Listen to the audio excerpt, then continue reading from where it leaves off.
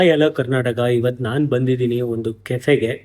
So Chikmagalur ಅಂದ ತಕ್ಷಣ first ಎಲ್ರಿಗೂ ನೆನಪಾಗೋದೇ ಕಾಫಿ. ಅಂತ ಕಾಫಿನ ಟೇಸ್ಟ್ ಮಾಡೋಕ್ಕೆ ಒಂದು ಒಳ್ಳೆ ಕೆಫೆ ಬೇಕೇ ಬೇಕು. ಸೊ ಯಾರೆಲ್ಲ ಕೆಫೆನ ಹುಡುಕ್ತಿರ್ತಾರೋ ಅಂಥವರಿಗೆಲ್ಲ ಒಂದು ಹೊಸ ಕೆಫೆನ ಇವತ್ತು ಪರಿಚಯ ಮಾಡಿಕೊಡ್ತೀನಿ. ಹಾಗೆ ಇವತ್ತು ನಮ್ಮ ಜೊತೆಗೆ ಈ ಕೆಫೆ ಓನರ್ ಆದಂಥ ಗೌತಮ್ ಅವರಿದ್ದಾರೆ. ಸೊ ಅವ್ರನ್ನ ವೆಲ್ಕಮ್ ಮಾಡೋಣ, ಬನ್ನಿ.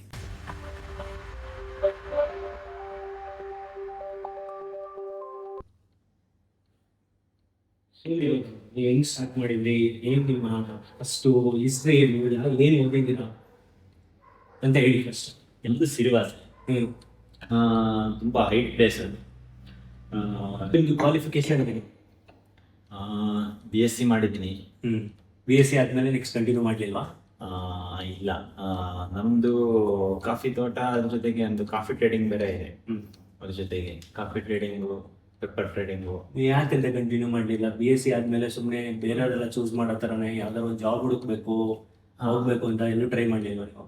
ಮಾಡಿದೆ, ಆಮೇಲೆ ಜಾಸ್ತಿ ಇಷ್ಟ ಆಗಲಿಲ್ಲ. ಸಾಕು ಬೆಂಗಳೂರು. ಮತ್ತೆ ನಮ್ಮ ಕಡೆ ಸೈಡಿಗೆ ಬಂದು ನಮ್ಮ ಕಾಫಿ ಬಗ್ಗೆ ನಾವು ಅಷ್ಟು ವರ್ಷದಿಂದ ಚೆನ್ನಾಗಿ ತಿಳ್ಕೊಂಡಿರೋದ್ರಿಂದ ಆಲ್ಮೋಸ್ಟ್ ಲೋಕಲ್ಸ್ ಅವರಿವರಿಗೆಲ್ಲ ಒಳ್ಳೆ ಕಾಫಿ ಎಲ್ಲ ಸಿಗ್ತಾ ಇಲ್ಲ.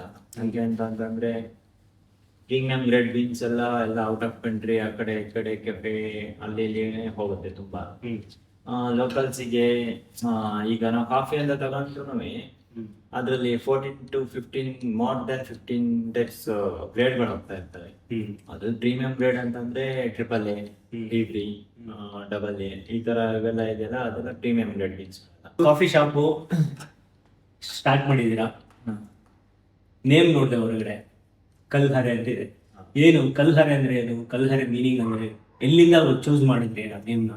ಏನಕ್ಕೋಸ್ಕರ ಕಲ್ಹರೆ ಅಂತಾನೆ ಇಟ್ರಿ? ಕಲ್ಹರೆ ಅನ್ನೋದು ಅದು ನಮ್ಮ ತೋಟಕ್ಕೆ ನಾವು ಹೆಸರು ಕರಿತೀವಿ, ಕಲ್ಲರೆ ತೋಟ, ಕಲ್ಲರೆ. ಏನು ಏನಾದ್ರು ಹಿಸ್ಟ್ರಿ ಏನಾದ್ರು ಇದೆಯಾ ಕಲ್ಲರೆ? ಅದೊಂದು ಪ್ಲೇಸ್ ನಮ್ಮೂರಲ್ಲಿ ಕಲ್ಲರೆ ಅಂತ ಪ್ಲೇಸ್ ಇದೆ. ಅದು ತುಂಬಾ ಚೆನ್ನಾಗಿದೆ ನೋಡ್ಲಿಕ್ಕೆ. ಆಲ್ಮೋಸ್ಟ್ ತುಂಬಾ ಟೂರಿಸ್ಟ್ ಅವರು ಇವರೆಲ್ಲ ಬರ್ತಾನೆ ಇರ್ತಾರೆ. ಅದ್ರ ಪಕ್ಕದಲ್ಲೇ ನಮ್ಮ ತೋಟ ಇರೋದ್ರಿಂದ ಕಲ್ಹರೆ ಅಂತಾನೆ ಇಟ್ಟಿದ್ದು. ಆಮೇಲೆ ಟ್ರೆಡಿಷನಲ್ ಆಗಿರ್ಲಿ, ಈ ಕಡೆ ಚಿಕ್ಕಮಂಗ್ಳೂರ್ ಸೈಡ್ ಇಂದು ಮಲೆನಾಡ್ ಸೈಡ್ ಹೆಸರು ಅದೇ ಬ್ರ್ಯಾಂಡಿಗೆ ಸೂಟ್ ಆಗುತ್ತೆ. ತುಂಬಾ ಸ್ಟ್ಯಾಂಡರ್ಡ್ ಆದ ಟ್ರೆಡಿಷನಲ್ ಲೋಕಲ್ ಕಾಫಿ ಡಿಫ್ರೆಂಟ್ ಆಗಿ ಕಲ್ಹರನೆ ಓಕೆ ಮಲೆನಾಡ್ ಸೈಡ್.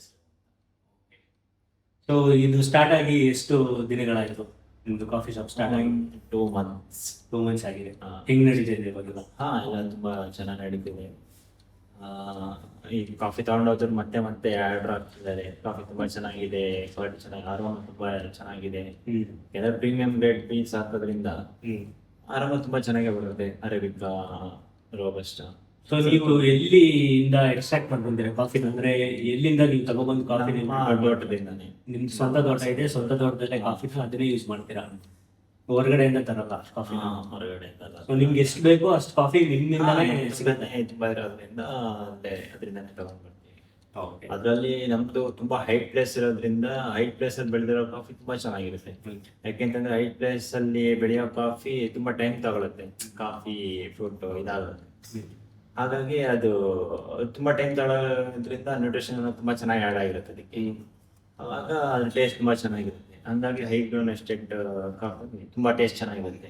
ಈ ಪೌಡರ್ ಮಾಡೋಕ್ಕಿಂತ ಮುಂಚೆ ಕಾಫಿನ ಇವಾಗ ಪ್ಲಾಂಟೇಶನ್ ಇಂದ ತಂದಾದ್ಮೇಲೆ ಏನೇನು ಪ್ರೋಸೆಸ್ ಇರುತ್ತೆ? ಈಗ ಪೌಡರ್ ಆಗೋವರೆಗೂ ಏನೇನು ಪ್ರೋಸೆಸ್ ಇರುತ್ತೆ? ನೀವು ಹೆಂಗೆ ಅದನ್ನ ಪ್ರೋಸೆಸ್ ಮಾಡಿ ಕಾಫಿ ಪೌಡರ್ನ ಹೆಂಗೆ, ಕಾಫಿ ಬೀನ್ಸ್ನ ಹೆಂಗೆ ಎಕ್ಸ್ಟ್ರಾಕ್ಟ್ ಮಾಡ್ತೀರಾ?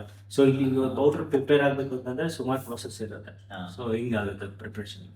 ಕಾಫಿನ ತಗೊಂಡ್ ಬಂದು ಅದರಲ್ಲಿ ಗ್ರೇಡ್ಗಳನ್ನ ಸಪ್ರೇಟ್ ಮಾಡ್ತೀವಿ. ಮತ್ತು ಗ್ರೇಡ್ ಅಂತಂದ್ರೆ ಕ್ವಾಲಿಟಿ ವೈಸ್ ಪ್ರೀಮಿಯಂ, ಮೀಡಿಯಂ, ಈ ತರ ಎಲ್ಲ ಗ್ರೇಡ್ಗಳು. ಸೊ ಯಾವ್ದನ್ನ ನೋಡಿ ಗ್ರೇಡ್ ಮಾಡ್ತೀರಾ? ಅಂದ್ರೆ ಕಾಫಿ ಬೀನ್ಸ್ ಯಾವ ತರ ನೋಡ್ಬಿಟ್ಟು ಸೈಜು ನೋಡಿ. ಈಗ ತುಂಬಾ ದಪ್ಪ ಬೀನ್ಸ್ ಏನ್ ಬರುತ್ತೆ ಅದು AAA ಅಂತ ಕರಿತೀವಿ. ಆಮೇಲೆ ಅದಾದ್ಮೇಲೆ ಅದ್ರಲ್ಲೂ ಗ್ರೇಡ್ ಮತ್ತೆ ಕೈಯಲ್ಲಿ ಗಾರ್ಬಲಿಂಗ್ ಮಾಡ್ತೀವಿ ನಾವು.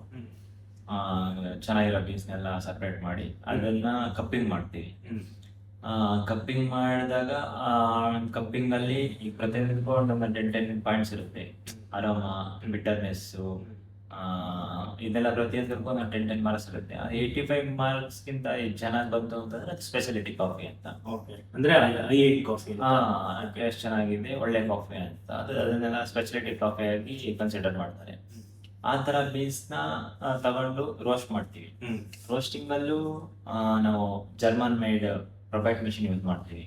ಸೊ ಓಕೆ, ಬೇರೆ ತರನೂ ಇದೆ ಅದರಲ್ಲಿ ರೋಸ್ಟಿಂಗ್ ಅಲ್ಲಿ ಬೇರೆ ಬೇರೆ ತರ ಮಿಷಿನ್ ಇದೆ. ನಾವು ಪ್ರೊಬೈಟ್ ಮಿಷಿನ್ ಜರ್ಮನ್ ಮೇಡ್, ಆ ಮಿಷಿನ್ ಅಲ್ಲಿ ರೋಸ್ಟಿಂಗ್ ಮಾಡ್ತೀವಿ.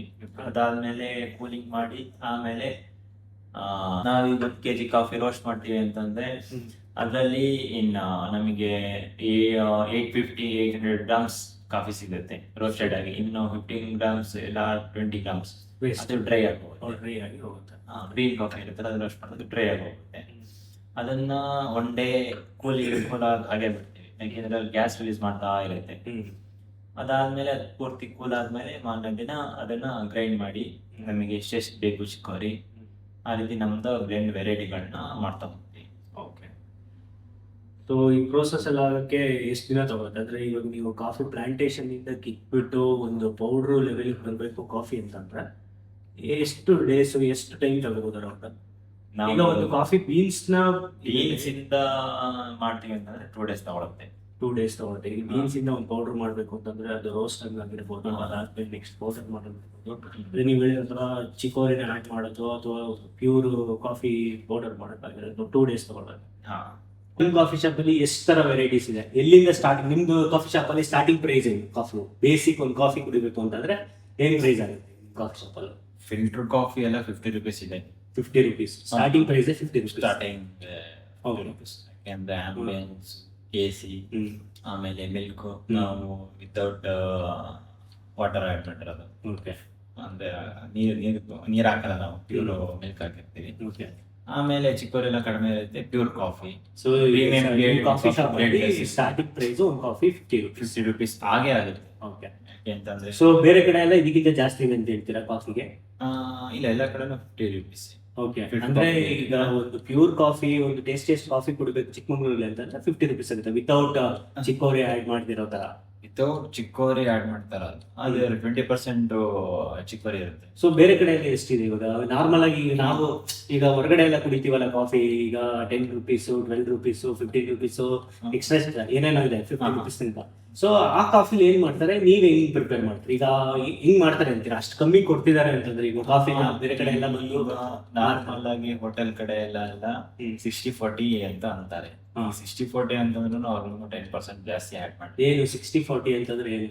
60-40 ಅಂತಂದ್ರೆ 60% ಕಾಫಿ, 40% ಚಿಕ್ಕೋರಿ. ಓಕೆ, ಅವರು 40% ಚಿಕ್ಕೋರಿ ಅಂದಿರ್ತಾರೆ, 50% ಚಿಕ್ಕೋರಿ ಹಾಕ್ಬಿಟ್ಟಿರ್ತಾರೆ. ಗೊತ್ತಾಗಲ್ಲ 80% ಚಿಕ್ಕೋರಿ ಇದೆ ಹಾಗಾಗಿ ಅಂತ ಸ್ವಲ್ಪ ಜಾಸ್ತಿ ಹಾಕಿರ್ತಾರೆ. ಅದು ನಿಮಗೆ ಸ್ಟ್ರಾಂಗ್ನೆಸ್ ಬರುತ್ತೆ. ಆವಾಗ ಕಾಫಿ ರೇಟ್ ಸ್ವಲ್ಪ ಕಡಿಮೆ ಆಗುತ್ತೆ, ಕಾಫಿ ಸ್ವಲ್ಪ ಕಡಿಮೆ ಆಗುತ್ತೆ, ಚಿಕ್ಕೋರಿ ಜಾಸ್ತಿ ಆಗುತ್ತೆ. ಬಟ್ ರಿಯಲ್ ಟೇಸ್ಟ್ ಕಾಫಿ ಸಿಗಲ್ಲ ಅಂತ ಹೇಳ್ತಿದ್ದೀರಾ? ಸೊ ಚಿಕೋರಿನ ಎಷ್ಟು ಜಾಸ್ತಿ ಆ್ಯಡ್ ಮಾಡ್ತಾರೋ ಅಷ್ಟು ಒರಿಜಿನಲ್ ಕಾಫಿದು ಫ್ಲೇವರ್ ಹೋಗುತ್ತೆ. ಓಕೆ, ನೀವು ಅದು ಕಲರ್ ಅಲ್ಲೇ ಕಂಡುಹಿಡಿಬಹುದು. ತುಂಬಾ ಬ್ರೌನಿಶ್ ಆಗ್ತಾ ಹೋಯ್ತು ಅಂತಂದ್ರೆ ಅದು ಚಿಕೋರಿ ಜಾಸ್ತಿ ಆ್ಯಡ್ ಆಗಿದೆ. ಕಾಫಿ ಕಲರ್ ಅಷ್ಟು ಬರಲ್ಲ. ನಿಮ್ ಕಾಫಿ ಶಾಪ್ ಅಲ್ಲಿ ಎಷ್ಟು ತರ ವೆರೈಟೀಸ್ ಕಾಫೀಸ್ ಇದೆ? ಕಾಫೀಸ್ ಅಲ್ಲಿ ಎಷ್ಟು ವೆರೈಟೀಸ್ ಇದೆ? ಆಲ್ಮೋಸ್ಟ್ ತುಂಬಾ ತರದ ಏನೇನ್ ಪ್ರೀಮಿಯಂ ಕಾಫಿಗಳೆಲ್ಲ ಸಿಗುತ್ತೆ, ಆಲ್ಮೋಸ್ಟ್ ಎಲ್ಲಾ ಕಾಫಿನೂ ಸಿಗುತ್ತೆ. Cold coffee, hot coffee, filter coffee.